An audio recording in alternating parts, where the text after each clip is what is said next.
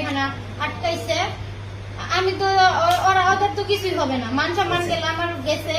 আরো মানে তুমি যা বলছো আমি তাই করছি। তুমি এমন কি বলো নাই যে আমি করি নাই? তুমি যা যা বলছো আমি সবই করছি। আমার তোমারে লাগবে, আমি তোমারে বিয়ে করব। আমার কথা এইটুকুই, আমার তোমারে লাগবে মানে তোমারে লাগবে। আচ্ছা ছেলে কি তোমার কোনো প্রস্তাব দিছিল অনৈতিক? না, হ্যাঁ, আমি ওরা ভালোবাসি, ও আমারে ভালোবাসে। হ্যাঁ, জড়াজড়ি হয়েছে, ধরা কিস করছে, মিথ্যা কথা কইবো না আমি। হাঁকও করছি আমরা, আমার ওরাই লাগবে। আমার মান সম্মানের বিষয় এখানে। যদি ও আমারে বিয়ে না করে আমি নিজে সুসাইড করব। যদি যদি ও বিয়ে আমারে না করে আমি নিজে সুসাইড করব। আমার বাসায় সুসাইড নোটও লেখা আছে, সুসাইড নোট ও দেখছে, আমার ফ্যামিলিও জানে।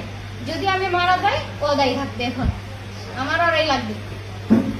তোমার বক্তব্য কি? আমার বক্তব্য আমি তো বললামই শর্টকাটে যে যেহেতু ফ্যামিলিতে ডেকে আনছেন ফ্যামিলিটা তো পরামর্শ করতেছে, ওই পরামর্শই সই।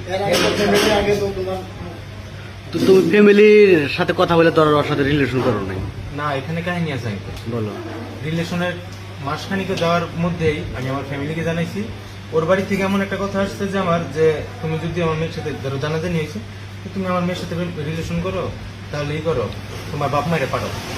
আমি আমার আম্মুরে পাঠাইছি, আমার কাকারে পাঠাইছি। মানে আম্মু আবার 2-3 জন লোক গেছে, মানে দেখা কথাবার্তা কইছে। আমার কথা এমন ছিল যে আমার বাপ মা যদি তোমার মানে নেয় আমি বিয়ে করবো, আমার কোনো আপত্তি নেই। যেহেতু আপনারা বলছেন যে তোমার বাড়ি থেকে লোকজন পাঠাও, আমি লোকজন পাঠাইছি। তারপরে আমাদের এখন কি করবা? তুমি বিয়ে করবা না কি করবা? এখন ওই যে গুরুজনের মানে আমার ফ্যামিলিটা যাবো ওইটাই।